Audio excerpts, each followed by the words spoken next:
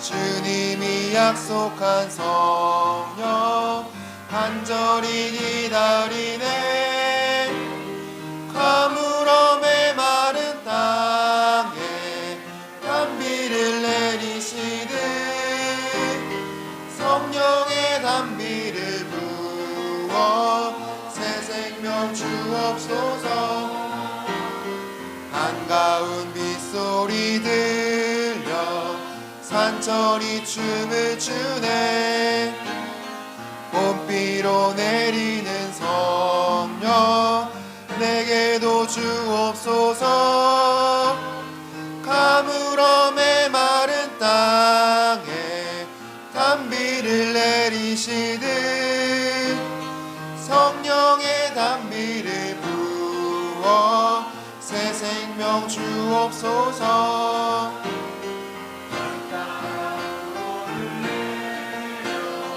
조목이 무성하니 갈급한 내 심령 위에 성령을 부으소서.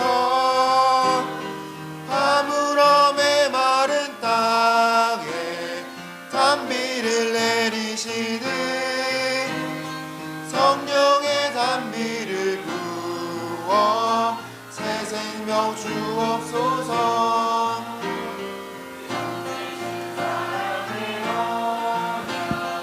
먹일 수 있사오랴.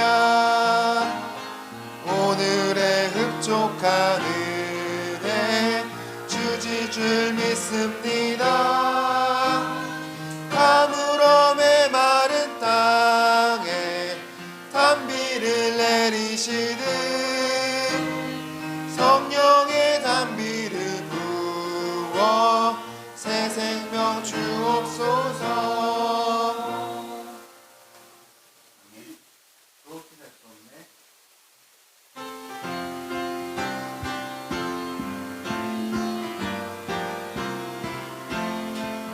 주 없이 살 수 없네 죄인의 구주여. 그 귀한 몸의 피로 날 구속하시니 그의 사랑으로 흘리신 보혈이 내 소망 나의 위로 내 영광 주 없이 살 수 없네 나 혼자 못 서리. 힘없고 부족한 지혜도 없으니 내 주는 나의 생명도 나의 힘이야. 주님을 의지하여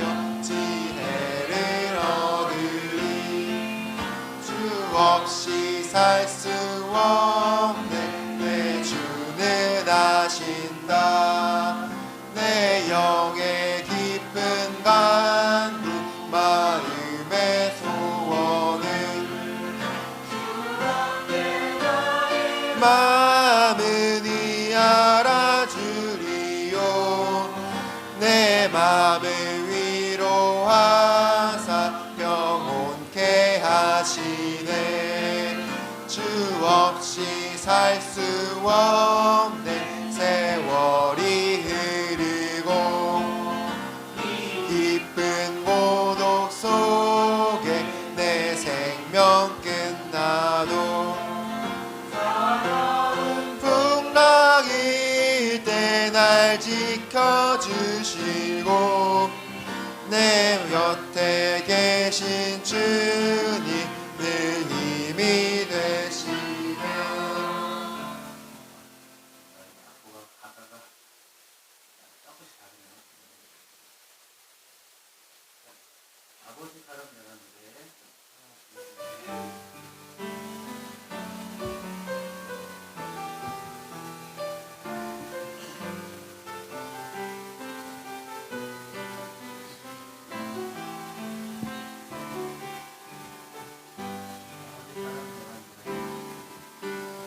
아버지 사랑 사랑 내가 노래해 아버지 은혜 내가 노래해. 그 사랑 변함없으신 거짓 없으신 성실하신 그 사랑 상갈 때 꺾지 않으시네. 꺼져가는 등불 끄지 않는 그 사랑 변함없으신 거짓 없으신 성실하신 그 사랑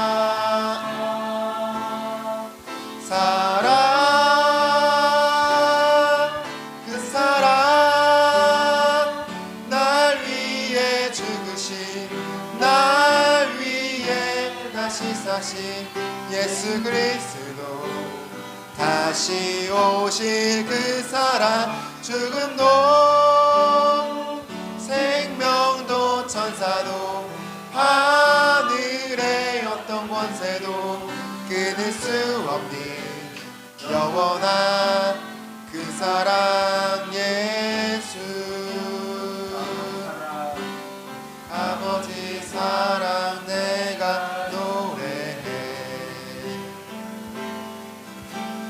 아버지 은혜 내가 노래해. 그 사랑 변함없으신 거짓 없으신 성실하신 그 사랑 상갈 때 꺾지 않으시는 꺼져가는 등불 끄지 않는 그 사랑 변함없으신 거짓 없으신 성실하신 그 사랑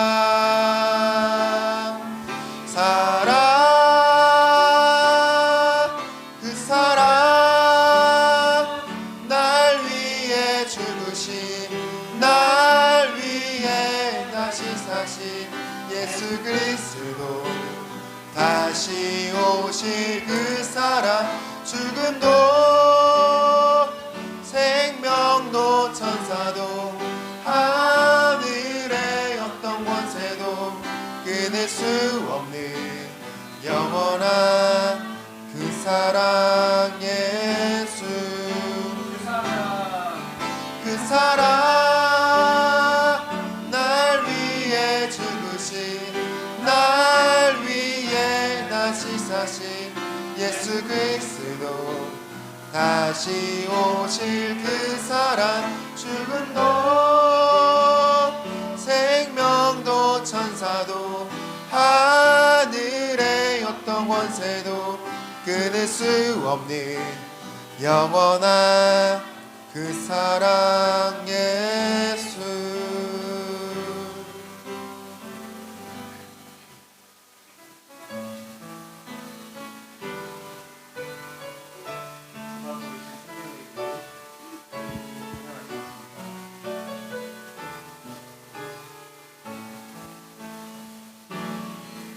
주가 보이신 생명의 길 나 주님과 함께 상한 마음을 들이며 주님 앞에 나가리.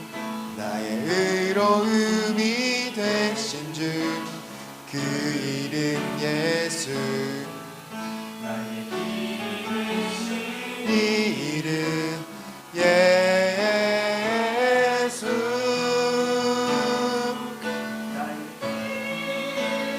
오직 그가 하시나니 나를 단련하신 후에 내가 정금같이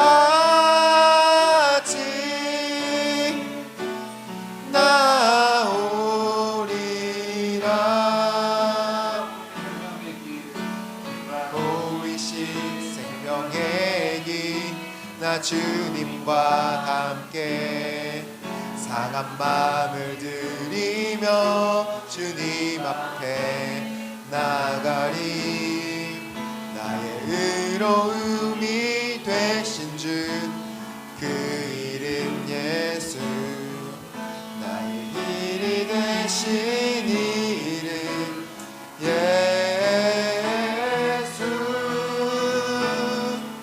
나의 길 오직 그가 하시나니 나를 단련하신 후에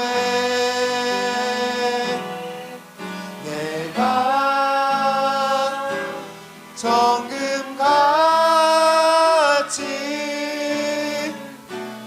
나오리라.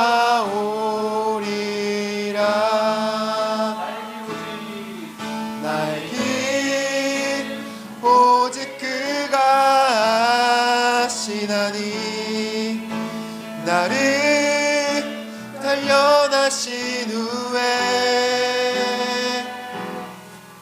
내가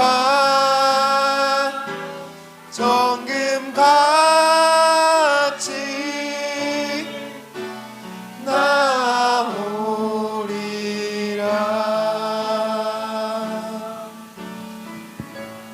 시작하기 앞서 성정으로부터 시간을 선택하겠습니다.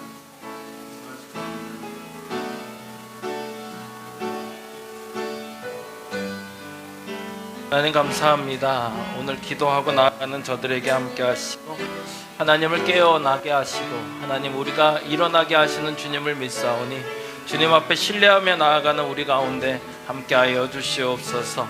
하나님 기다려 주시니 감사합니다. 나를 맞이하여 주시니 감사합니다. 부활의 기쁨 가운데 들어가길 원하며 하나님 앞에 나아가고 있는데 우리가 부활에 대해서 분명히 알게 하여 주옵소서. 죽음도 넘어선 그 어떤 상황도 넘어설 수 있는 게 부활인 줄 믿사올진데 그 부활의 믿음을 가진 자가 부활의 믿음으로 살아가지 못하고 어리석게도 어떤 상황에도 무너지고 있는 나를 봅니다. 하나님 무너지지 않게 하소서. 헤어나올 수 있는 기회를 허락하여 주시고 준비되게 하여 주시옵소서. 부활은 어떤 것인지 우리가 분명히 알아가게 하여 주옵시고 그 부활의 능력으로 살아가는 우리가 되게 하여 주시며 무엇보다도 하나님이 우리를 부르시며 우리에게 채우고 하시는 하나님의 능력 가운데 거할 수 있는 우리가 되게 하여 주시옵소서. 하나님 나를 불러주시니 감사합니다. 나와 함께 하시니 감사합니다. 오늘 이 시간에 예배할 수 있어 감사하고 예배 가운데 임하실 주님을 기다릴 수 있으니 감사합니다. 참된 하나님을 만나고 돌아갈 수 있는 시간 되게 하여 주옵소서. 부활의 하나님을 만나게 하여 주옵소서. 그 어떤 상황도 넘어갈 수 있는 믿음을 허락하여 주시고 그리고 더 나은 사람들을 만나며 더 나은 사람들을 만들어갈 수 있는 우리가 되게 하여 주시옵소서. 그러기 위해서 나의 입술을 하나님 지켜주시고 누구든지 만날 수 있는 준비가 된 그리스도인 되게 하여 주옵소서. 어떤 사람에게도 말할 수 있도록 지혜롭게 하여 주시고 학문도 지식도 지혜도 더욱더 충만해지게 하여 주시며 어떤 상황도 설명할 수 있는 지혜와 상황을 허락하여 주시며 이왕이면 부정보다는 긍정으로 말할 수 있는 사람 되게 하여 주시며 하나님 무엇보다도 하나님의 사람들을 얻을 수 있도록 내 중심과 내 삶을 하나님께 드릴 수 있는 사람들 되게 하여 주옵소서. 오늘 이 시간에 함께한 사람들이 있어 감사합니다. 저들의 삶 가운데 하나님이 함께하여 주시고 하나님이 동행하여 주신 줄 믿습니다. 하나님 무엇보다도 하나님과 동행하는 이 시간이 복되고 귀하다 말할 수 있는 사람들 되게 하시고 하나님을 만날 수 있는 이 시간이 귀하게 여김을 받을 수 있는 사람들 되게 하시며 저들의 어떤 상황보다도 어떤 시간보다도 이 시간을 귀하게 여기게 하시고 이 시간을 하나님과 동행하며 내 삶에 필요한 것들을 채워가고 내 삶에 분명한 것들을 만들어갈 수 있는 저들 되게 하여 주시옵소서. 다른 사람의 눈치를 보지 아니하고 하나님만 바라보게 하시고 하나님을 경험하게 하시고 하나님을 알아가게 하시며 하나님과 소통할 수 있는 소중한 시간 되게 하소서. 하나님 집중하게 하소서. 당신께 집중되게 하소서. 오직 당신께만 집중되게 하여 주시옵소서.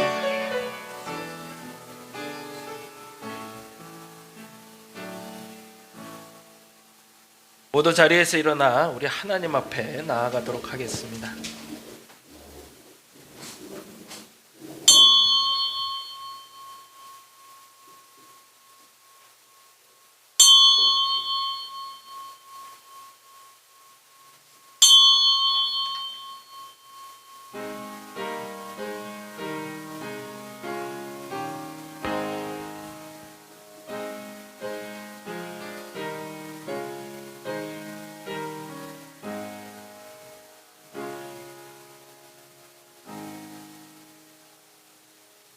할렐루야. 여호와의 이름을 찬송하라. 여호와의 종들아 찬송하라.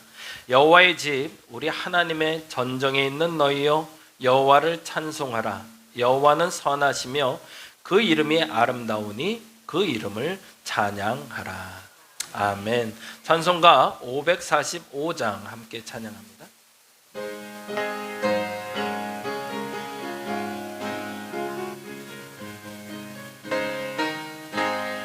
이 눈에 아무 증거 아니 베여도 믿음만을 가지고 손을 걸으며 이 귀에 아무 소리 아니 들려도 하나님의 약속 위에 서리라. 걸어가세 믿음 위에 서서 나가세 나가세 의심 버리고 걸어가세 믿음 위에 서서 눈과 귀 아무 증거 없어도 이 눈에 보기에는 어떠하든지 이미 얻은 증거대로 늘 믿으며 이 마음에 의심 없이 살아갈 때에 우리 소원 주 안에서 이루 아멘. 걸어가세 믿음 위에 서서 나가세 나가세 의심 버리고 걸어가세 믿음 위에 서서 눈과 귀에 아무 증거 없어도 주님의 거룩함을 두고 맹세하 주 하나님 아버진 참 미쁘다.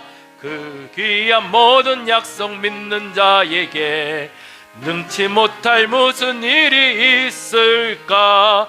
걸어가세 믿음 위에 서서 나가세 나가세 의심 버리고 걸어가세 믿음 위에 서서 눈과 귀에 아무 증거 없어도 아멘. 교독문 22번 시편 37편에 있는 교독 우리 함께 합니다. 작은 글씨는 제가, 큰 글씨는 여러분이 읽어주시면 됩니다. 교독문 22번 시편 37편의 교독입니다. 악을 행하는 자들 때문에 불평하지 말며 불의를 행하는 자들을 시기하지 말지어다.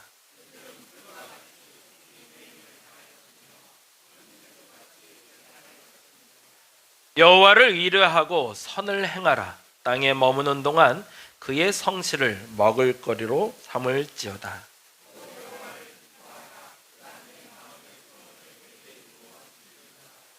내 길을 여호와께 맡기라. 그를 의지하면 그가 이루시고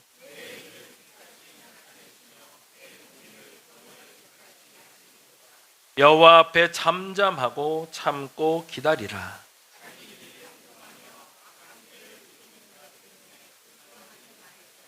합니다. 분을 그치고 노를 버리며 불평하지 말라. 오히려 악을 만들 뿐이라. 아멘. 송영합니다.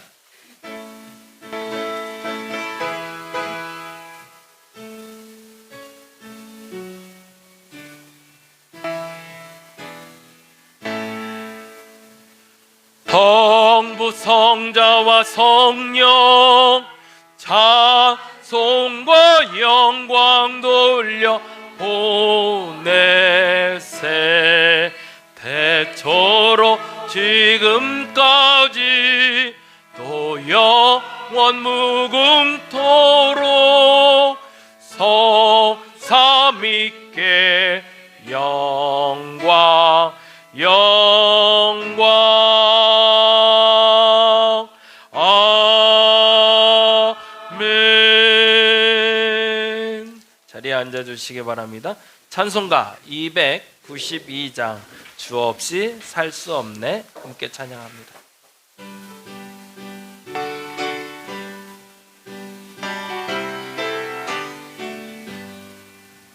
주 없이 살 수 없네 죄인의 구주여. 그 귀한 몸의 피로 날 구속하소서. 구주의 사랑으로 흘리신 보혈이 내 소망 나의 위로 내 영광 됨니. 아멘. 주 없이 살 수 없네 나 혼자 못 서리. 힘없고 부족하며 지혜도 없도다. 내 주는 나의 생명 또 나의 힘이라. 주님을 의지하여 지혜를 얻으리. 주 없이 살 수 없네 내 주는 아신다. 내 영의 깊은 간구 마음의 소원을 주밖에 나의 마음 네 알아주리요.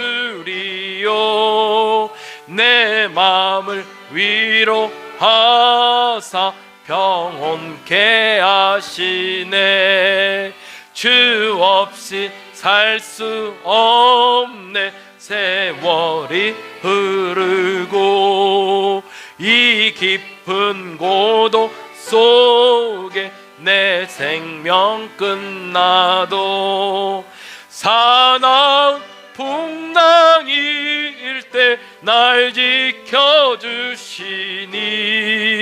내 곁에 계신 주님 늘 힘이 됩니다.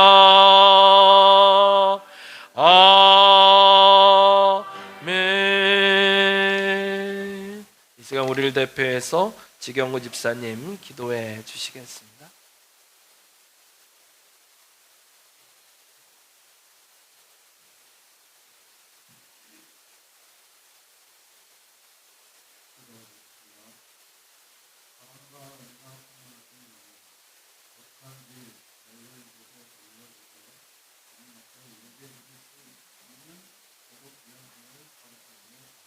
아멘.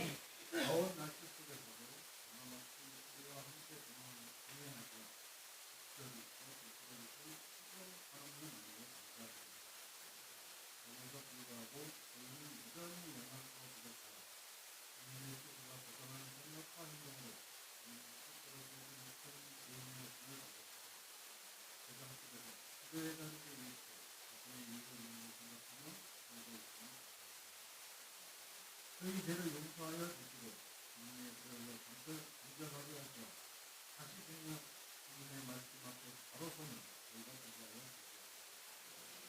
저희와 성도들 가정을 위해 기도합니다. 성도들이 가정마다 주님을 중심으로 다르게 하시고 그들이 자녀들이 주님 말씀 안에서 성장하시게 하시고 부모님의 믿음이 자녀들에게 본이 되는 그 가정으로 되어 주시옵소서. 주님께서 세우신 우리 교회가 기도와 말씀으로 충만하게 하시고 모든 성도들이 주님의 향기를 품어 세상에서 빛과 소금의 역할로 살게 하시고 주님 말씀에 쉽게 서서 우리의 정신을 기도하는 믿음의 교회가 되게 하여 주시옵소서. 아멘. 저희 교회 성도들마다 하반기 기도 대역들을 세우고 있사옵니다. 주님. 그들의 기도가 모두 응답될 수 있도록 역사해 주시옵소서. 아멘. 아멘.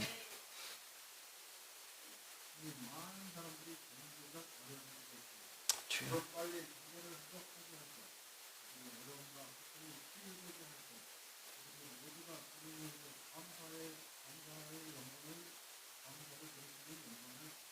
아멘.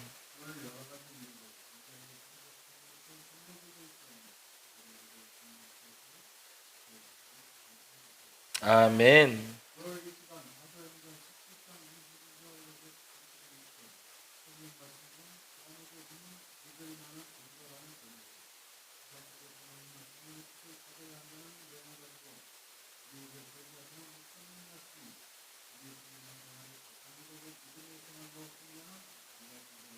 아멘.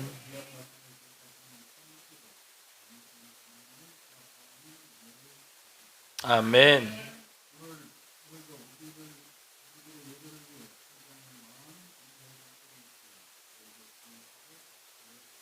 아멘.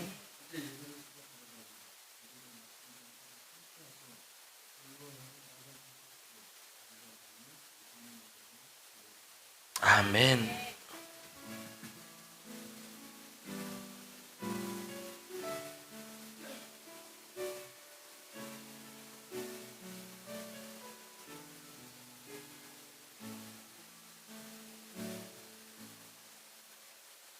오늘 함께 볼 하나님의 말씀은 사도행전 17장에 있는 말씀이 됩니다. 신약 성경을 찾으시면 되고요. 신약의 사도행전 17장 22에서 31절까지 신약 성경 218페이지 전후에 있습니다. 사도행전 17장 22에서 31절까지 다 같이 자리에서 일어나 우리 같이 한 목소리로 읽도록 합니다. 사도행전 17장 22절에서 31절 말씀이 됩니다. 같이 천천히 읽도록 하겠습니다. 바울이 아레오바고 가운데 서서 말하되 아덴 사람들아 너희를 보니 범사에 종교심이 많도다. 내가 두루 다니며 너희가 위하는 것들을 보다가 알지 못하는 신에게라고 새긴 단도 보았으니 그런즉 너희가 알지 못하고 위하는 그것을 내가 너희에게 알게 하리라. 우주와 그 가운데 있는 만물을 지으신 하나님께서는 천지의 주제시니 손으로 지은 전에 계시지 아니하시고 또 무엇이 부족한 것처럼 사람의 손으로 섬김을 받으시는 것이 아니니 이는 만민에게 생명과 호흡과 만물을 친히 주시는 이심이라. 인류의 모든 족속을 한 혈통으로 만드사 온 땅에 살게 하시고 그들의 연대를 정하시며 거주의 경계를 한정하셨으니 이는 사람으로 혹 하나님을 더듬어 찾아 발견하게 하려 하심이로되 그는 우리 각 사람에게서 멀리 계시지 아니하도다. 우리가 그를 힘입어 살며 기동하며 존재하느니라. 너희 시인 중 어떤 사람들의 말과 같이 우리가 그의 소생이라 하니 이와 같이 하나님의 소생이 되었은즉 하나님을 금이나 나 돌에다 사람의 기술과 고안으로 새긴 것들과 같이 여길 것이 아니니라. 알지 못하던 시대에는 하나님이 간과하셨거니와 이제는 너희든지 사람에게 다 명하사 회개하라 하셨으니 이는 정하신 사람으로 하여금 천하를 공의로 심판할 날을 작정하시고 이에 그를 죽은 자 가운데서 다시 살리신 것으로 모든 사람에게 믿을 만한 증거를 주셨음이니라 하니라. 아멘. 자리에 앉아주시기 바랍니다. 오늘은 모든 사람에게 믿을 만한 증거라는 제목으로 같이 말씀 나누려고 합니다. 본문의 31절에 보니까 이렇게 되어 있네요. 같이 읽어볼까요? 이는 정하신 사람으로 하여금 천하를 공의로 심판할 날을 작정하시고 이에 그를 죽은 자 가운데서 다시 살리신 것으로 모든 사람에게 믿을 만한 증거를 주셨음이라 하니라. 아멘. 여기 믿을 만한 증거라는 게 뭘까요? 한마디로 표현하자면 부활을 얘기하고 있어요. 성경의 말들 중에 사실은 예수를 믿지 않는 사람들에겐 낯선 단어들이 몇이 있어요. 그런데 우리가 신앙을 알게 되면서 꼭 알아야 될 단어들이 있는데 믿음, 구원, 부활이라는 굉장히 낯선 단어죠. 믿는다는 게 뭘까? 오늘은 요건 좀 이따 말씀드릴 거고요. 그리고 구원이 뭘까? 그리고 성령 충만해진다는 게 뭘까? 그리고 부활이 뭘까? 이 부분은 여러분이 잘 정리를 좀 해놓으시면 좋겠어요. 첫 번째로 제일 중요한 거, 우리가 구원받았다라는 게 뭔지에 대해서 다시 한번 점검하고 갈게요. 왜냐하면 이 부분에 대해서 우리가 명료하게 알지 못하면 다른 방식으로 구원을 받아야 된다는 부담감 그리고 의무감으로 살아갈 수 있기 때문에 그렇습니다. 지난주 그리고 그 지난주에 새벽 예배와 주일 예배 때 말씀드렸던 부분인데 잘 한번 되돌아 보세요. 내가 예수를 믿는다라고 시작할 때 그 시점은 하나님이 먼저 내 마음의 문을 두드리는 걸로 시작이 됩니다. 그거를 신학적인 용어로는 선행은총이라고 불러요. 하나님이 앞서서 은혜를 베푸셨다는 뜻이죠. 그래서 모든 사람들에게 하나님은 그 마음의 문을 두들기고 계세요. 그래서 내가 너를 구원받게 할 것이다 라고 이야기하신다는 거죠. 근데 어떤 사람들은 그 마음의 문을 여는 사람이 있고 마음의 문을 굳게 닫고 있는 사람이 있겠죠. 그래서 제일 먼저 하나님이 내게 찾아와. 근데 그 내게는 누구든지 악한 사람이든 선한 사람이든 무엇을 잘하든 못하든 상관없이 모든 사람에게 어느 날 찾아오셔서 문을 두드리고 계신다는 거죠.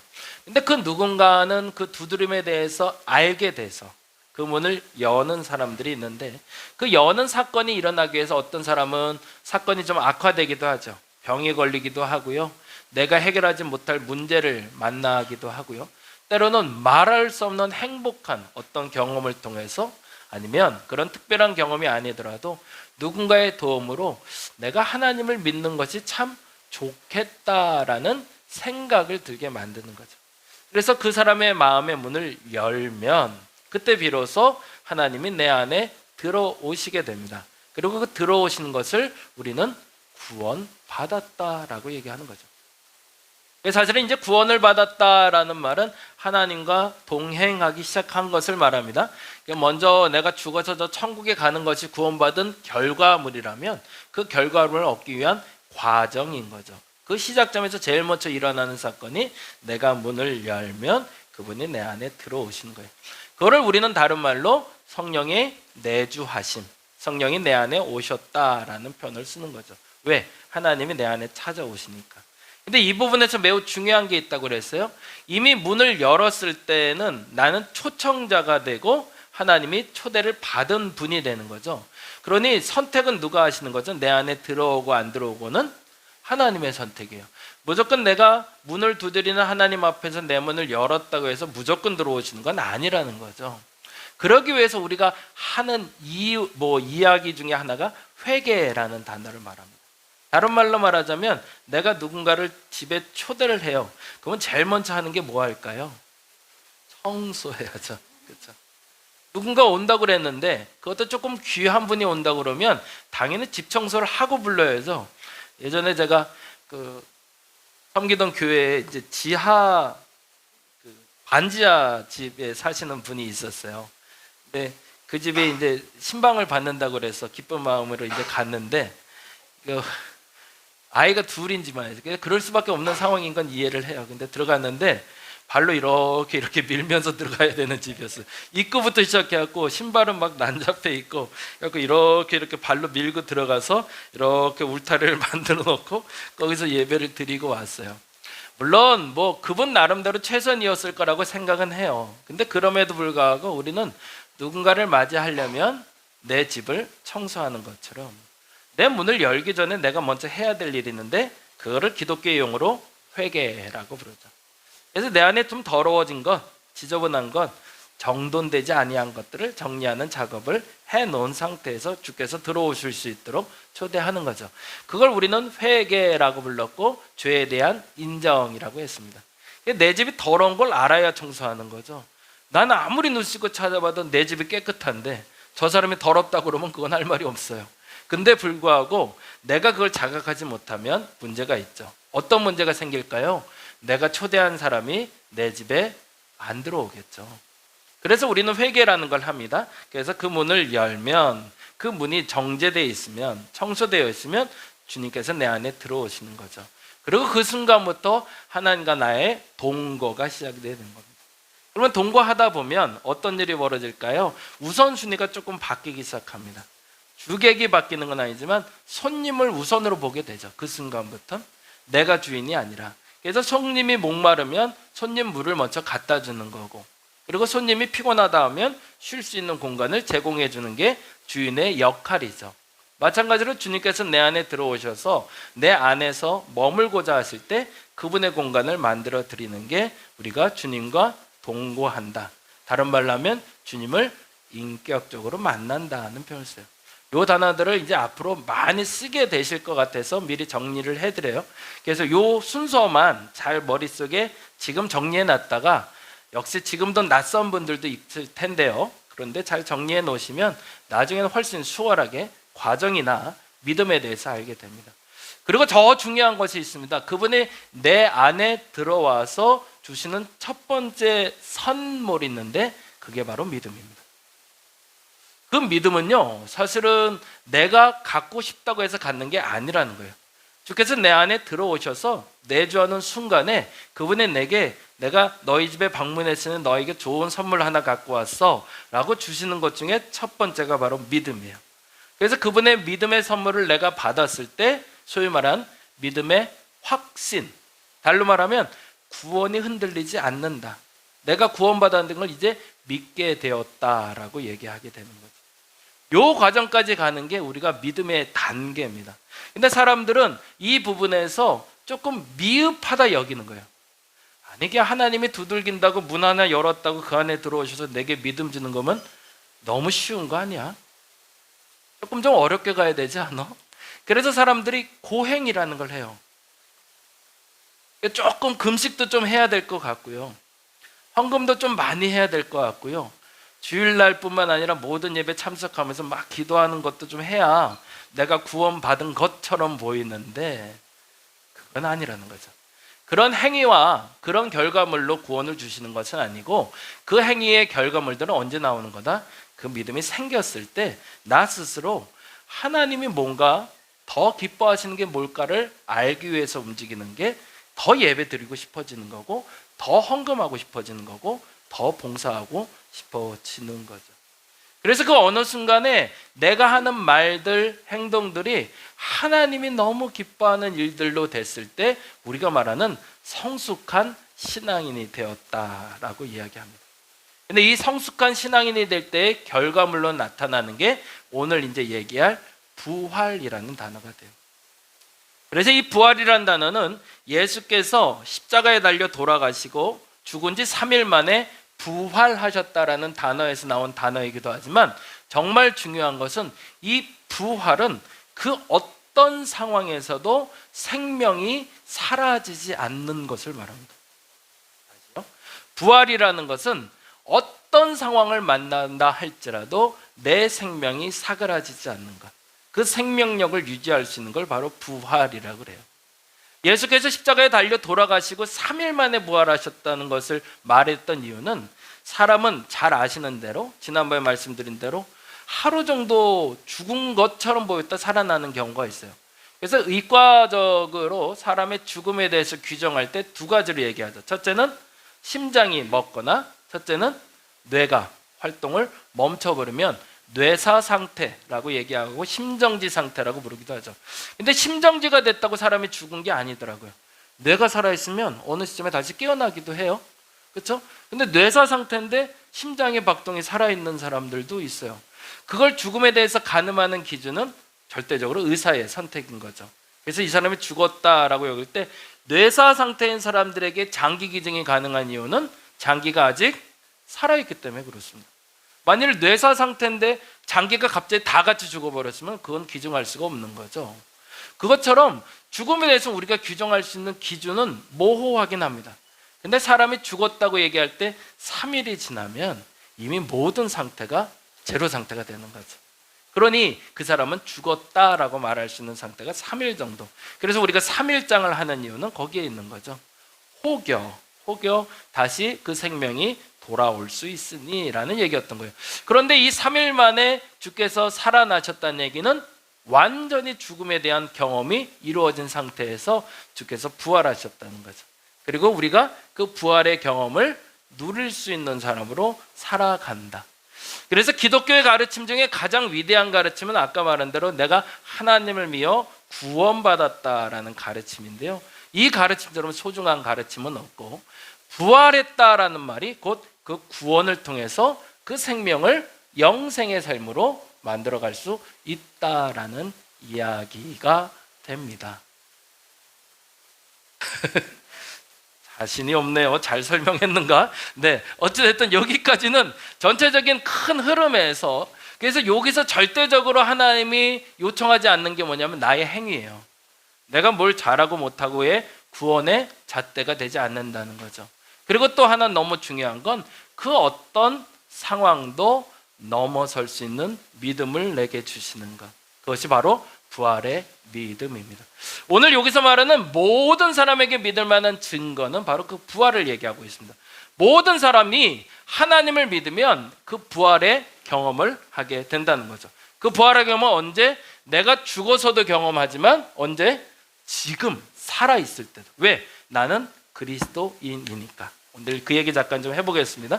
사도 바울은 부활을 전하는 시작점을 16장에서 이렇게 설명하고 있어요. 16장 22, 23절 보니까 이렇게 되어 있거든요. 같이 읽어보죠. 무리가 일제히 일어나 고발하니 상관들이 옷을 찢어 벗기고 매로 치라 하여 많이 친 후에 옥에 가두고 명하여 든든히 지키려 하니. 빌립보 교회에서 일어난 사건인데요, 빌립보라는 한 지역에서 예수를 전하던 사도 바울을 사람들이 해코지하는데 어떻게 해코지했대요? 옷을 찢고 그리고 매로 치라고 명령하자 어떻게 했대요? 많이 쳤대요. 몸 상태가 어떤 상태예요? 그리 좋은 상태는 아니죠. 근데 이 상태에서도 불구하고 복음이 전파됐어요. 그래서 빌립보라는 교회가 만들어졌습니다. 그리고 곧바로 사도 바울은 데살로니가로 넘어갑니다. 넘어갈게요. 17장 4절 5절 같이 한번 읽어볼까요? 4절 읽어보겠습니다. 그 중에 어떤 사람 곧 경건한 헬라인의 큰 무리와 적지 않은 귀부인도 권함을 받고 바울과 실라를 따랐대. 여기서 한 가지 조금 유념해야 될 게 있어요. 이들의 몸 상태가 지금 어떤 상태일까요? 이거 우리 생각 안 하고 넘어가는데요. 매를 맞았대. 근데 얼마큼 때렸대요? 많이 쳤대요. 온몸이 많이 망가진 상태겠죠. 옷을 갈아입었을까? 못했을 것 같아요. 먹을 건 잘 먹었을까? 아니었을 것 같아요. 잘 씻었을까요? 아니었을 것 같아요. 제가 요즘 이제 그 속회 예배, 우리 윤권사님, 강권사님 예배 드리고 나서 옛날 얘기를 좀 들어요. 강권사님 6.25 동란 때, 일제시대 때 얘기 가끔 듣는데, 강권사님 원주에서 도망을 치셨다고 그러더라고요. 포로들 막 잡혀가는데 거기서 뛰어내려서 친구들이랑 막 도망을 가셨대요. 근데 그 도망을 가서 막 고향으로 막 내려간 거죠. 살기 위해서. 16살, 18살 젊은이가. 씻을 때가 있었을까요? 뭐 씻는 게 어디 있어요? 그렇죠? 물만 보이면 그냥 거기서 그냥 물 한번 덤벙하고 가는 거고.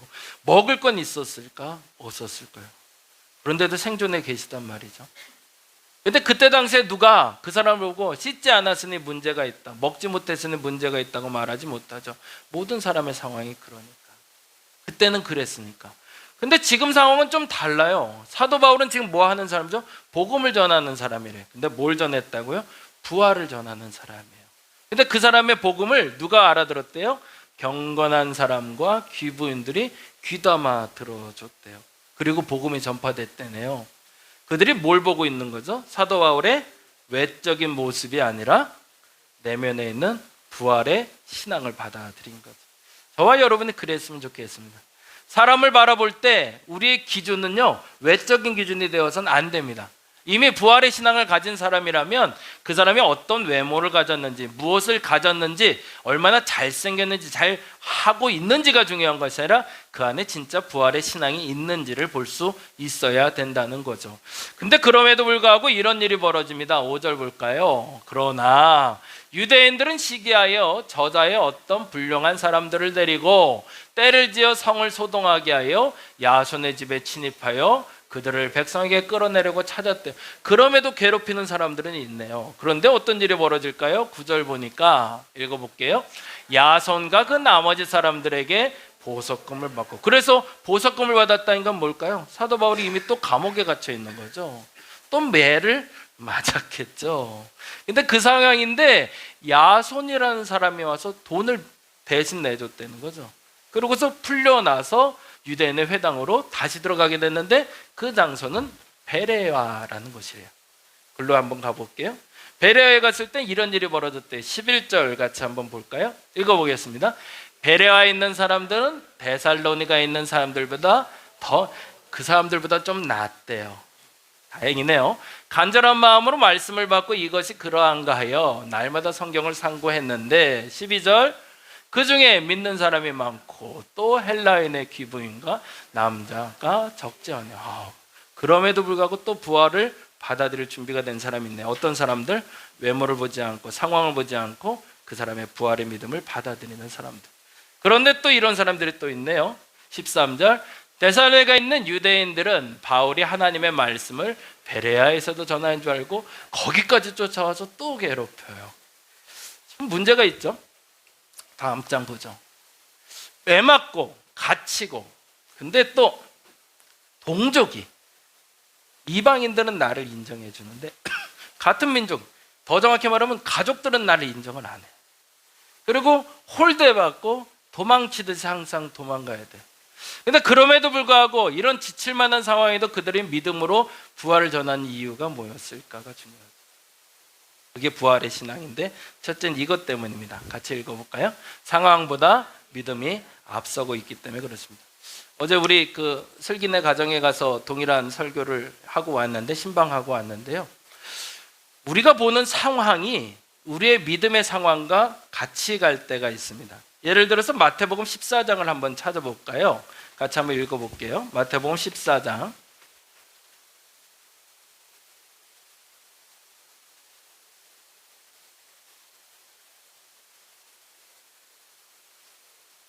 (24절부터인데요)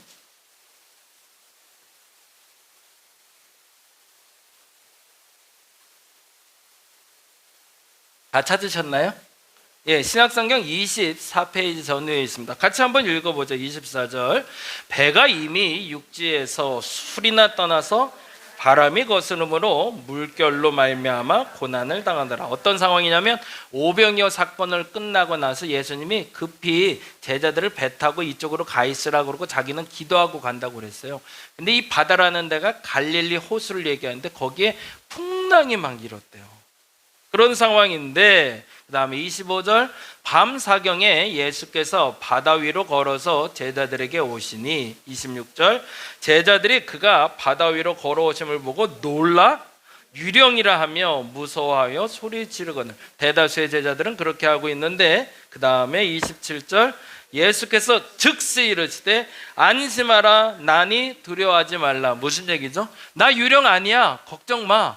야, 풍랑이 일어서 너희들 해코지 당할까봐 내가 지금 급히 왔어, 염려 안 해도 돼 라고 얘기했단 말이죠. 그런데 그 다음에 뭐라고 돼 있죠?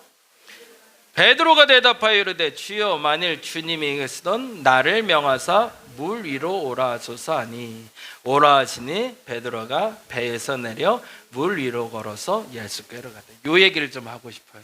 베드로의 눈에 보인 건 뭘까요? 베드로는 바다가 보인 게 아니라 예수님이 보였던 거죠. 그걸 우리는 믿음이라고 얘기합니다. 때로는 모든 상황이 어렵다고 여겨질 때 그 믿음을 갖게 되면 그 믿음이 오히려 그 상황보다 넘어설 때가 있어요. 더 정확히 말하면 믿음의 수치가 더 큰 거죠.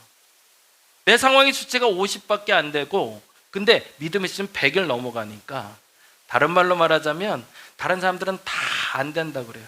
그건 못해, 할 수 없어 라고 말하는 상황이에요. 근데 그 상황을 넘어서는 사람들이 있더라는 거죠. 누구를 바라본 사람? 예수를 바라본 사람. 더 정확히는 부활의 믿음을 바라본 사람. 근데 그 다음이 너무 중요해요. 그 다음에 뭐라고 돼 있죠? 베드로는 물 위를 걸었는데 30절에 보니 바람을 보고 무서워 빠져가는지라. 이 부분이 중요해서 말씀드려요. 사실은 상황이 어렵지 않은 건 아니라는 거예요. 남들이 어렵다, 안 된다고 말하는 건 맞는 말이라는 거죠. 근데 내가 그게 왜 가능했을까요? 그게 안 보여서가 아니라 그것보다 나는 믿음이 보였기 때문인 거죠. 사도 바울이 그렇게 매맞고 그렇게 홀대받고 민족들에게, 심지어는 가족들에게 비아냥거림에도 불구하고 앞서서 나갈 수 있던 이유는 그들이 상황이 좋아졌기 때문이 아니라 그 상황을 넘어설 부활의 믿음이 있었기 때문이라는 거죠. 저와 여러분이 무엇인가에 결정할 때 두 가지 선택이 올 때가 있습니다. 믿음의 길이 보일 때가 있고요, 상황의 길이 보일 때가 있어요. 이 상황이 사람들은 안정이 돼야 시작해야 된다는 게 맞아요. 돕는 사람도 좀 있어야 되고요, 돈도 좀 준비돼야 사업도 하는 게 맞죠. 그리고 지금 뭐 어제도 이제 우리 설교하면서 얘기했지만 경제가 어려워요. 그래서 뭔가를 시작하긴 참 어려운 시기예요. 맞아요. 근데 우리 슬기가 아주 멋있는 표현을 하더라고요.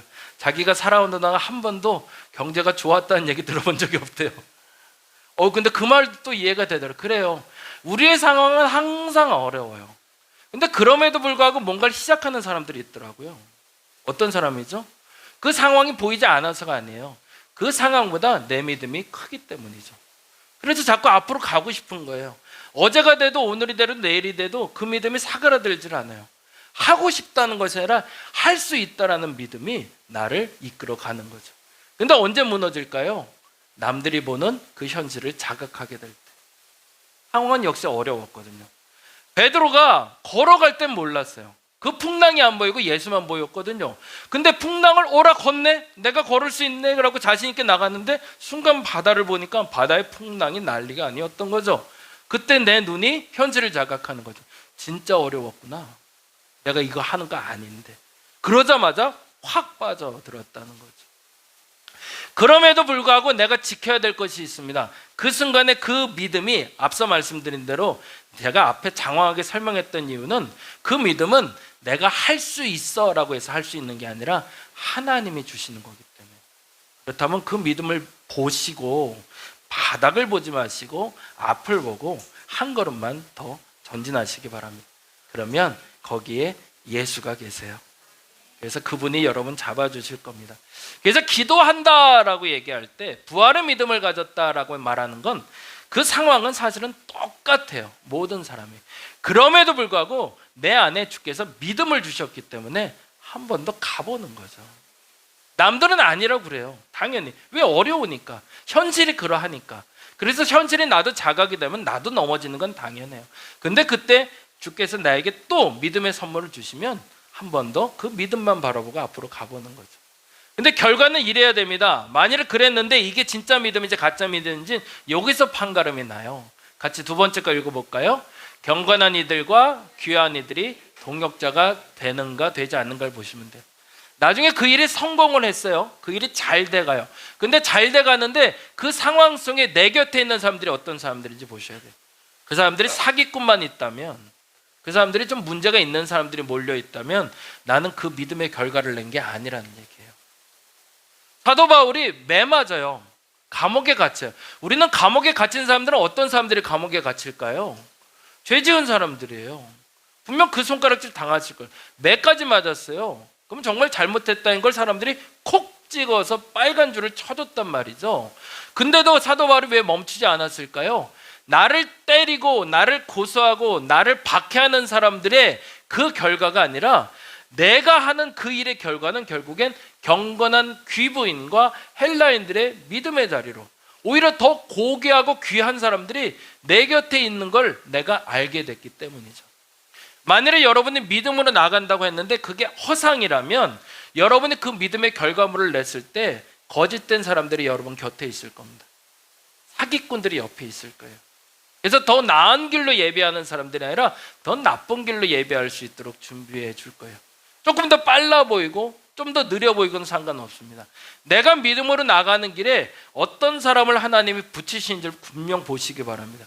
그래서 만일에 그 길에서 하나님이 믿음의 사람들, 더 정확히는 그 경건하고 그 고귀한 사람들이 아니라 악한 사람들이 내 주변에 자꾸 붙기 시작했다면 여러분 잠시 멈추셔야 됩니다. 왜냐하면 그 믿음은 하나님이 준 게 아니기 때문에 그렇습니다. 그리고 나도 동일하게 편법을 사용하게 되겠죠. 더 나은 사람들이 내 곁에 있는지 그렇지 않은지는 그 부활의 결과물이 됩니다. 그래서 사도 바울은 이제 자신감이 붙습니다. 나의 매맞은 모습, 나의 그 헐벗은 모습 때문에 사람들이 나를 손가락질하는 사람도 있지만 그럼에도 불구하고 내 부활의 복음을 받아들여서 부활을 경험하는 사람들이 늘어남을 보고 당당하게 아덴이라는 곳으로 가게 돼요. 근데 이 아덴은 이랬다고 그러네요. 16절 읽어볼까요? 다음 장 읽어보겠습니다. 바울이 아덴에서 그들을 기다리다가 그 성에 우상이 가득한 것을 보고 마음에 격분. 이건 무슨 말이냐면 요단이에요. 다음 장. 최악의 상황인 거예요. 그동안은 한두 명이었거든요. 근데 가봤는데 개판인 거예요. 소위. 와, 여기 뭐 선한 게 있을까 싶을 거예요. 그동안은 믿음으로 나가니까 뚫고 나갈 수 있었는데, 그리고 믿음으로 나갈 때 그래도 좀 좋은 사람도 좀 붙기도 하고 격려하는 사람도 있고, 심지어는 나를 이렇게 돈을 내줘서 보석해 준 사람도 있었는데, 가보니까 여기는 아주 천지가 다 불가능해 보이는 상황. 근데 그 상황에도 꽃을 피우는 게 부활의 신앙인 거죠. 그래서 사도 바울은 다음과 같이 행동을 합니다. 여러분에게 최악의 상황이 온다면 첫째, 이걸 좀 기억했으면 좋겠어요. 첫째, 읽어볼까요? 누구에게든 설명할 준비가 되어 있어야 된다. 그게 부활의 사람들입니다. 예수 그리스도를 전하는 사람들에게, 하나님을 믿는 사람들에게 좋은 사람들만 붙일까요? 아니요, 나쁜 사람도 있습니다. 나를 속이려는 사람도 있어요. 아까 말한 대로 나를 괴롭히는 사람도 있어요. 근데 중요한 건 그들에게 어떤 방식이든지 그들의 언어로 나는 설명해 줄 수 있어야 됩니다. 17절에 보니 이렇게 되어 있네요. 읽어볼까요? 회당에서는 유대인과 경건한 사람들과 또 장터에서는 날마다 만나는 사람들과 변론하니.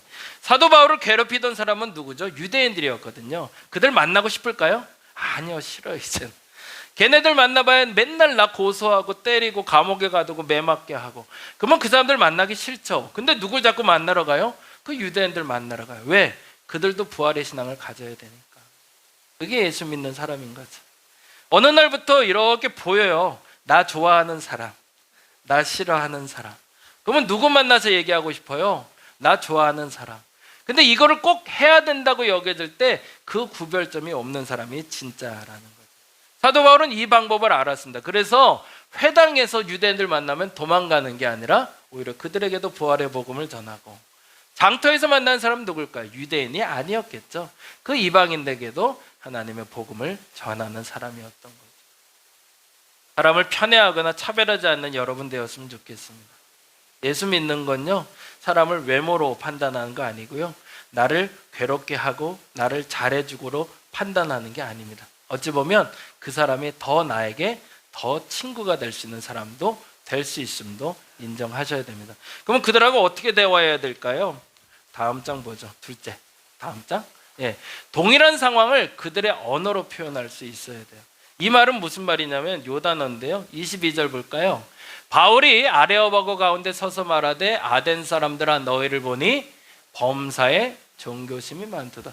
요 말은 앞서 말한 얘기를 조금 이해를 하시면 훨씬 쉬워져요. 최악의 상황이라고 말했던 이유가 있어요. 왜냐하면 온갖 우상들이 많았거든요. 그것 때문에 막 화가 났다고 그랬거든요. 무슨 말이냐면 여기는 도저히 안 되는 땅이라 여겨졌는데 그 우상이 많음을 너희들 그렇게 살면 안 돼! 라고 말하는 게 아니라 너희들 종교심이 많네 라고 표현했다는 거죠. 어떤 표현인 거죠? 같은 값이면 다 옹치 말라고. 자꾸 밥을 먹어서 살이 쪄요. 그러면 너 그만 먹어! 그러면 안 먹을까요? 원래 먹어요. 네. 운동 좀 해! 운동 좀 해! 그러면 운동 하나요? 안 해요. 같이 운동해주거나 야, 너 요즘 살이 좀 빠졌다?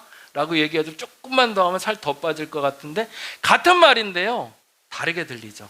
근데 다르게 들리면서 뭘 만들어야 되죠? 실행할 수 있도록 도와주는 거죠. 이들을 만났을 때 이들에겐 가망이 없을 거라고 여겨졌거든요, 사도 바울은. 근데 가망이 없을 거라고 여겨지는 그 순간에 부정적인 걸 계속 주목해서 고치려고 한 게 아니라 뭐 한다고? 그거를 긍정적인 말로 바꿔서 고치려고 하는 거죠. 가족들도 마찬가지입니다. 교회도 마찬가지고 세상도 마찬가지입니다. 사실은 잘라내면 세상 좋죠. 그리고 아닌 거 콕 집어주면 좋죠.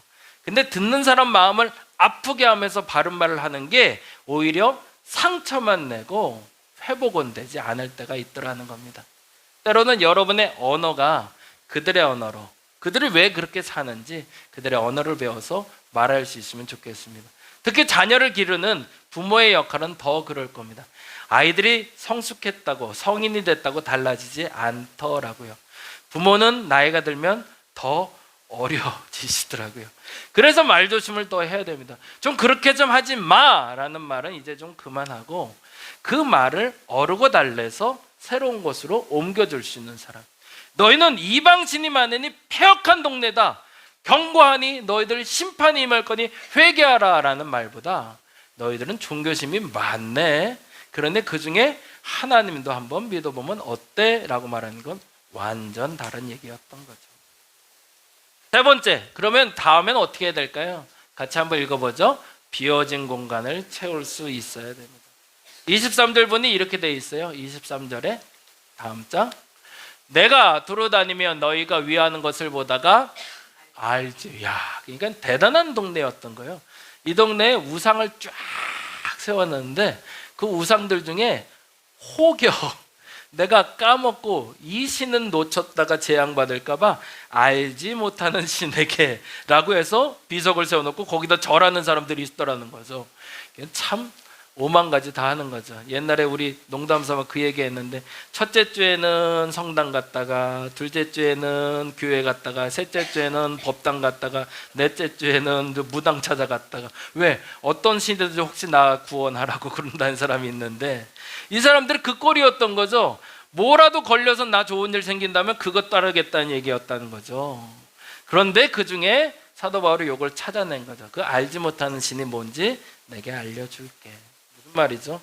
우리는 때로는 사람들하고 얘기하면서 회복하게 될 때 잘못된 건 무조건 잘라내야 된다고 생각합니다. 그거 아니라는 거죠. 다음 장. 화개보다는 조화롭게 갈 때가 있습니다. 다행인 것은 악한 것들이 선한 것보다 크지 않습니다. 아무리 강력한 힘을 가져도 결국엔 선이 악을 이기는 이유는 선의 힘이 악의 힘보다 더 크기 때문입니다. 제가 제일 많이 말하는 단어 중에 그런 말이 있는데 여러분들한테 늘 질문했던 건데 세상엔 좋은 일이 많을까요? 나쁜 일이 많을까요? 안 좋은 일이 많을까요? 행복한 일이 많을까요? 안 좋은 일이 많아요. 세상 참 살기 힘들어요, 사실은. 사람 주눅들게 만들고요, 비참하게 만들고요, 억울하게 만드는 일이 더 많아요. 근데 세상을 행복하다고 느끼는 이유는 뭘까요?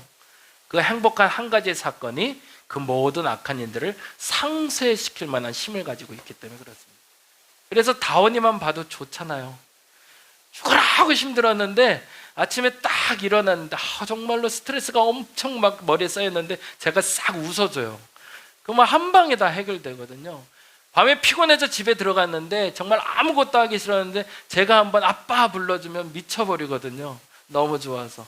뭐죠? 그 순간 하나가 그 수많은 악을 제거할 만한 강력한 힘을 갖고 있기 때문에 그렇습니다. 저와 여러분이 그걸 믿는다면 우리가 해야 될 일이 있어요. 악은 무조건 뿌리 뽑아야 된다고만 말할 게 아니라 때로는 고쳐 사용할 게 있더라는 거죠. 부활을 말씀하셨던 예수께서는 그 부활의 신앙에 우리에게 알려주신 것이 있습니다. 그건 뭐냐면 모든 상황을 이길 힘을 가졌던 이유는 악보다 선이 더 강하다는 걸 말해 주시는 겁니다. 여러분에게 그 좋은 일이 더 많았으면 좋겠습니다. 그런데 더 중요한 건 그 좋은 일 하나가 그 모든 나쁜 일을 상쇄시킬 만한 큰 힘을 가졌다는 걸 아시고 이 땅에서 가장 좋은 것은 예수 그리스도를 믿는 그 믿음이라는 걸 믿고 그 믿음으로 한번 승리해 봤으면 좋겠습니다. 여러분에게 이 세 가지가 같이 있었으면 좋겠는데 시편은 그래서 이렇게 얘기하고 있어요. 같이 한번 읽어볼게요. 다음 절. 네, 참 멋있는 단어가 나와요. 읽어볼게요. 불의한 증인들이 일어나서 내가 알지 못하는 일로 내게 질문하며 내게 선을 악으로 갚아 나의 영혼을 괴롭게 할 때가 있죠. 그렇죠? 그럴 때 있지 않나요? 나는 안 한 짓인데 그걸 나쁜 일이라고 말하면 자꾸 고소를 해요. 그래서 나를 해코지해서 나를 괴롭혀요. 너무너무 힘들어요. 심지어는 내가 선을 내갔는데 그걸 악으로 갚아요. 이런 사람들 있잖아요. 그런데 외롭게 하나 13절 읽어볼까요? 중요하니까 같이 읽을게요. 나는 그들이 무슨 일이에요? 나를 해코지했던 사람이 무슨 일을 당했네요? 병들었대. 뭐예요? 잘못됐대요. 그럼 뭐예요? 고소하잖아요. 하고 잘 됐다. 그렇지. 나 해코지하는 놈 원래 이렇게 되는 게 맞아라는 게 우리 생각이잖아요. 근데 시인은 어떻게 했대요? 그들이 병들었을 때 굵은 베옷을 입으며 금식하며 내 영혼을 괴롭혔대요. 뭐 했다는 거죠? 그들을 위해서 기도했다는 거죠. 나를 괴롭히고 나를 힘들게 하는 사람들이 있을 때 그것을 상쇄시킬 수 있는 선의 힘이 더 강하다는 걸 믿는다면 고통스럽지만 내가 굵은 배를 입고 그들을 위해서 기도하는 사람이 되었다는 거죠. 그랬더니 어떻게 됐대요? 정말 멋있는 단어가 성경에 써 있어요. 내 기도가 내 품으로 돌아왔대요. 여러분의 그 선한 기도가 여러분을 다시 채워주실 거라는 겁니다. 그게 진짜 여호와 여러분의 믿음이 되었으면 좋겠습니다. 악을 대항하는 방법이 달라져야 됩니다. 부활을 아는 사람들은, 그 상황을 넘어설 믿음을 가진 사람들은 그 상황을 넘어서기 위해서가 아니라 그 상황보다 더 큰 믿음이 내게 있음을 믿을 수 있어야 됩니다. 그래서 세 가지를 놓고 좀 같이 기도했으면 좋겠는데, 첫째는요, 이제 품이 넓어지기 위해서, 첫째 같이 읽어볼까요? 모든 사람에게 동일한 내용을 설명할 지혜를 달라고. 이 사람이든 저 사람이든, 어린이든 나이 먹은 사람이든, 돈 많은 사람이든 돈 없는 사람이든, 조금 나쁜 놈이든 좋은 사람이든 상관없이 그들에게 동일하게 예수의 복음을 전할 수 있는 저와 여러분 되시기 바랍니다. 부활이 있음을, 그리고 부활을 경험한 여러분 되었으면 좋겠습니다. 두 번째 같이 읽어볼까요? 그들의 언어로 표현할 수 있는 능력을 달라고. 그들이 말하는 그 단어가 부정적이고 나쁜 단어라고 나도 그 단어 똑같이 쓰지 말고, 그게 잘못된 단어라면 그걸 바꿔줄 수 있는 여러분 되셨으면 좋겠습니다. 똑같은 말도요, 어떻게 쓰냐에 따라 완전히 달라지는 거니까. 마지막 세 번째, 비워진 공간을 채워 더 나은 상황을 만들게 하소서. 그 어떤 사람이든 선한 부분이 있습니다. 저는 그거 믿어요. 100% 나쁜 놈 없어요. 세상에서 없어져. 오늘도 아침 뉴스보다 너무 화가 났는데, 아내를 하도 가정폭행을 해서 격리됐던 사람이 있는데 감옥에 갇혔대요. 그리고 감옥에 가다 놓고 풀려났어요. 근데 일주일 만에 아내를 찾아가서 아내를 죽였어요. 살해했어요. 근데 그 다음 말이 더 황당해요. 그리고 잡혀서 이렇게 끌려가는 모습이 오늘 TV에 나왔는데, 끌려오면서 당신의 행동이 어떻다고 생각합니까? 잘했다고 생각한대요. 그래서 왜 그게 잘했다고 생각하냐니까, 나는 격리돼 있다가 이제 감방에서 나와서 이제는 그게 해제가 됐으니 당연히 난 내 집으로 가야 되는데, 그 사람이 내 집에 문을 안 열어주니 그 사람은 당연히 그렇게 당해도 맞다고 얘기해요. 와, 세상이 그렇게 악하게 돌아가고 있어요. 그럼에도 불구하고 그런 사람도 내가 품어줘야 될까? 내가 감당할 수 없으면 어쩔 수 없어요. 그러나 내가 감당할 수 있다면 그들에게도 부활의 믿음이 들어갈 수 있도록 우리는 기도할 수 있어요. 그게 힘든 일이죠. 그럼에도 불구하고 하나님은 그 어떤 악한 상황에서도 새로운 부활의 믿음을 만들어내가고 계십니다. 저와 여러분이 그 출발점이 되었으면 좋겠습니다. 그리고 그것을 만들어갈 수 있는, 그래서 모든 사람의 믿을 만한 증거인 그 부활의 믿음의 증인이 될 수 있는 저와 여러분 되시기를 간절히 바랍니다. 기도하겠습니다. 어려운 숙제를 안고 살아갑니다. 근데 그 어려운 숙제를 안게 된 이유는 내가 그 부활의 믿음으로 살아가고 있기 때문에 그렇습니다. 받아들이지 못하는 사람들도 있죠. 세상이 너무도 악합니다.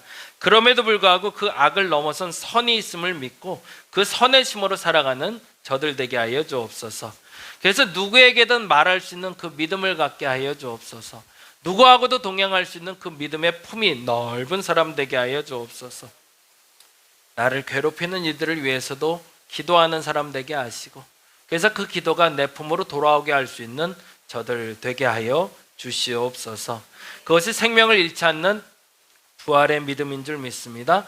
그 부활의 믿음으로 살아가는 우리가 되게 하시며 상황보다 더 큰 믿음을 소유한 저들 되게 하여 주시옵소서. 감사합니다. 고마우신 예수님 이름으로 기도드립니다. 다 같이 사도신경으로 신앙 고백드립니다. 전능하사 천지를 만드신 하나님 아버지를 내가 믿사오며 그 외아들 우리 주 예수 그리스도 동정녀 마리아에게 나시고 본디오 빌라도에게 고난을 받으사 십자가에 못 박혀 죽으시고 장사한 지 사흘 만에 죽은 자 가운데서 다시 살아나시며 하늘에 오르사 전능하신 하나님 우편에 앉아 계시다가 저리로서 산자와 죽은 자를 심판하러 오시리라. 성령을 믿사오며 거룩한 공예와 성도가 서로 교통하는 것과 죄를 사하여 주시는 것과 몸이 다시 사는 것과 영원히 사는 것을 믿사옵나이다. 아멘.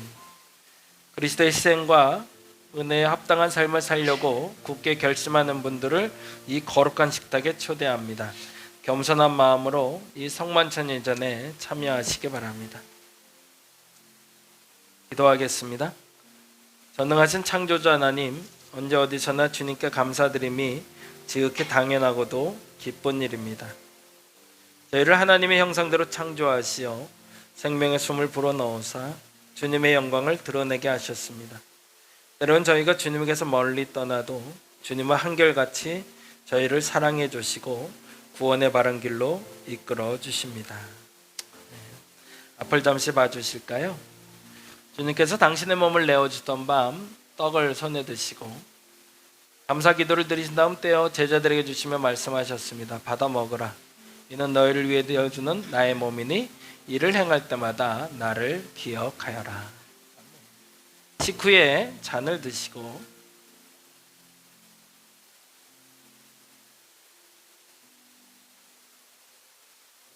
감사 기도를 들으신 후에 제자들에게 주시며 말씀하셨습니다. 이 잔을 마시라. 이는 죄사함을 얻게 하려고 많은 사람을 위해 흘린 새 언약의 피니 이를 행할 때마다 나를 기억하여라. 아멘. 성령 임재의 기원을 드립니다. 거룩하신 하나님, 일찍이 주님께서 세상에 보내셨던 성령을 지금 다시 보내주시사 진설된 떡과 포도주에 임하셔서 이 식탁을 성별하여 주옵소서. 또한 성령께서 여기 모인 저희 위에 함께하사 이 떡과 포도주로 영원한 생명의 양식이 되게 하시며 이를 먹고 마심으로 그리스도의 새로운 몸을 입어 세상을 변화시키는 능력이 되게 하옵소서. 아멘.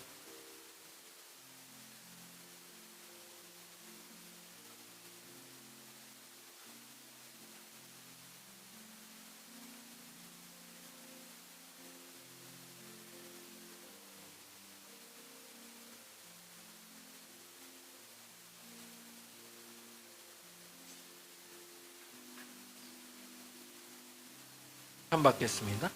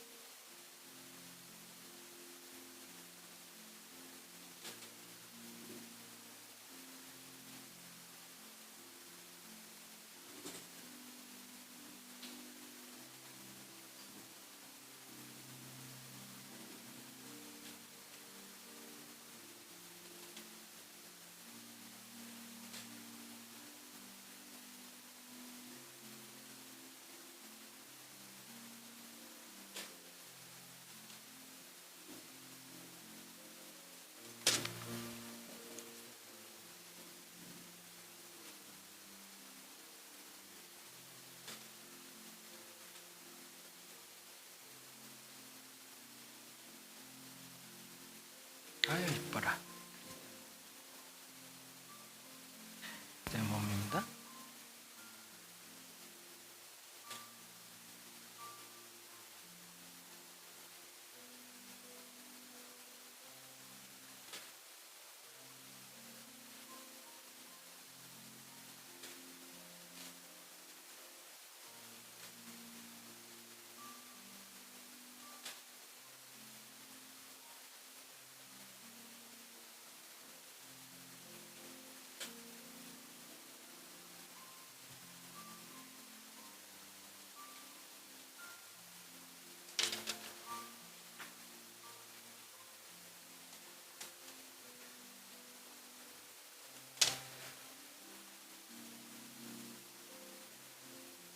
다 같이 주기도문 합니다. 하늘에 계신 우리 아버지여, 이름이 거룩히 여김을 받으시오며 나라의 마옵시며 뜻이 하늘에서 이룬 것 같이 땅에서도 이루어지이다. 오늘날 우리에게 일용할 양식을 주옵시고 우리가 우리에게 죄진 자를 사하여 준 것 같이 우리를 시험에 들게 하지 마옵시고 다만 악에서 구하옵소서. 백의 나라와 권세와 영광이 아버지께 아멘. 성만찬 마침의 기도 같이 합니다. 오늘 이 성찬을 통해 오감으로 주님을 경험하게 하시고 거룩하신 하나님 당신을 우리 몸에 모시게 하소서.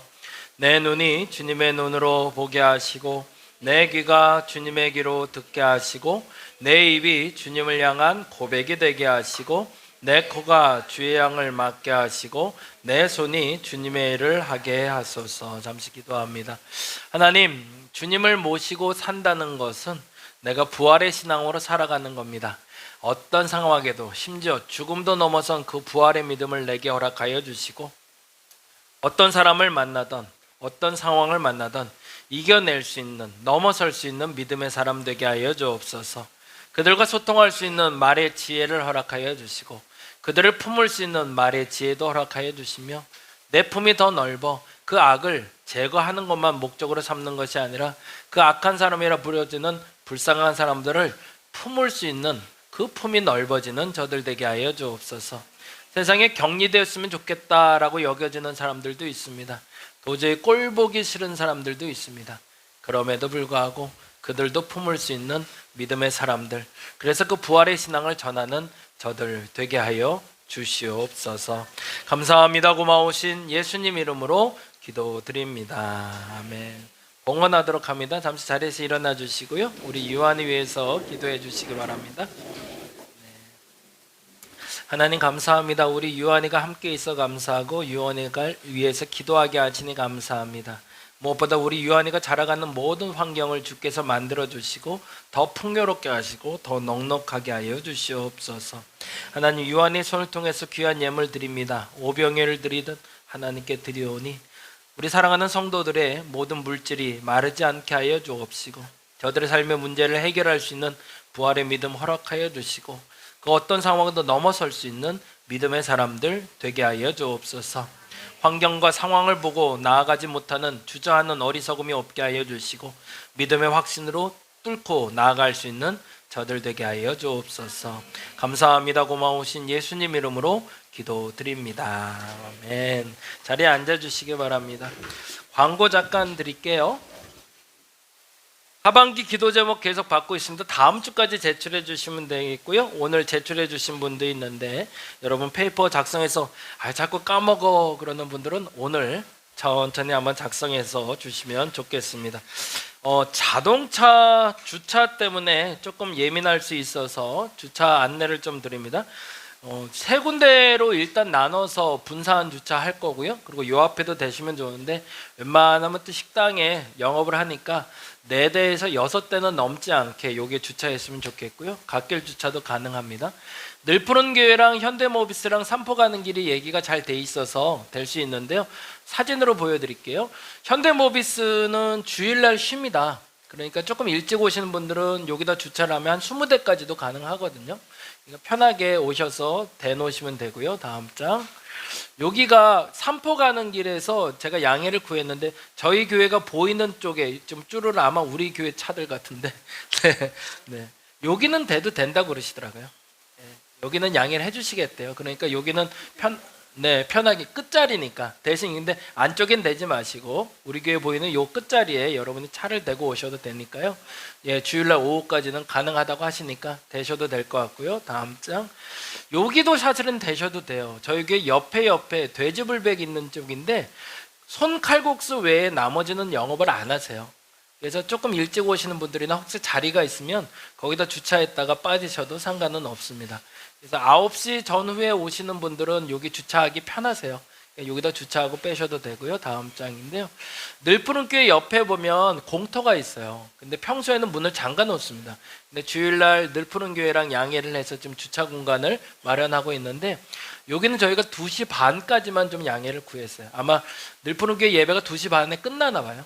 끝나면 이제 또 다시 닫아야 돼서 혹여 조금 일찍 가시는 분이나 아니면 2시 반 넘어서 계시는 분은 차를 좀 빼주시면 그쪽에서 다시 문을 잠글 수 있을 것 같으니까요. 여기까지 해서 여러분이 해줘서 한 5대씩만 분산돼도 훨씬 더 여유롭게 주차할 수 있을 것 같아요. 그래서 여러분 늘 대던 데가 그 자리라면 거기 그냥 대시면 되고요. 아직 이렇게 어디다 대야 될지 모르는 분들은 해주시면 좋고, 그리고 제일 좋은 건 사실은 조금 걷긴 하는데 신창 아파트의 뒤쪽에 가면 주차 공간이 조금 여유가 있대요.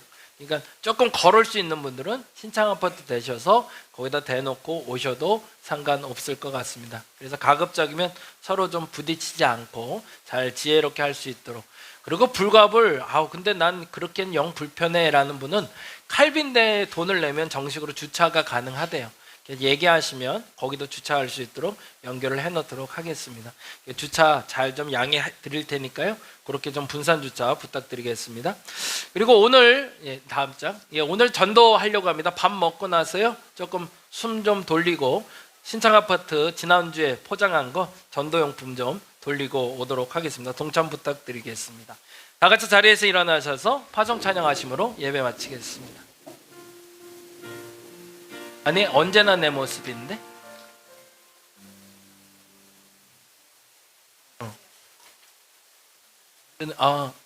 거기 보고 하는구나. 네, 난 주가 보이신 줄 알고 죄송합니다.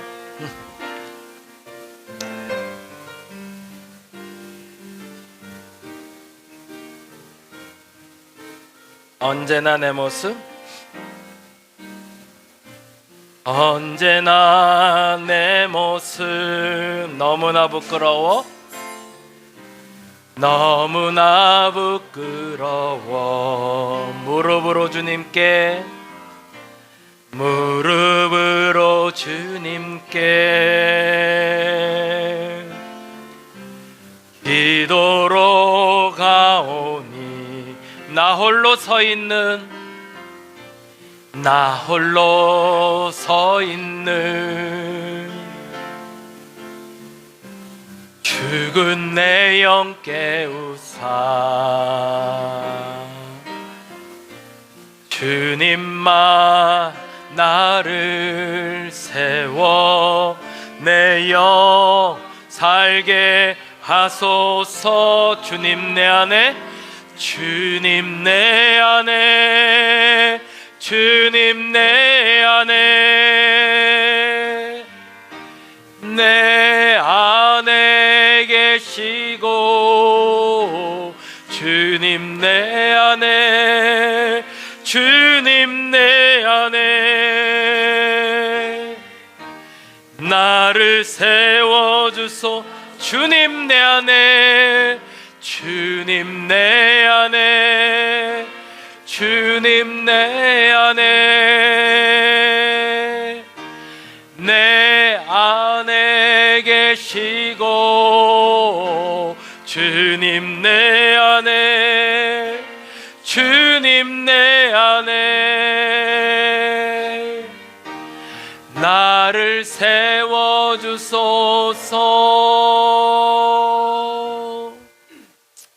이제는 우리 주 예수 그리스도의 은혜와 아버지 하나님의 극진하신 사랑하심과 성령님의 감화 감동 교통 역사하심이 그 어떤 역경, 어떤 상황, 누구든지 다 안 된다고 하는 그 상황에도 믿음이 생겼다면 그 믿음을 붙들고 나아가 승리하며 부활의 영광을 누리기 원하는 저들에게 지금부터 영원토록 함께 하옵시기를 간절히 축원하옵나이다. 하나님 그 믿음을 주옵소서.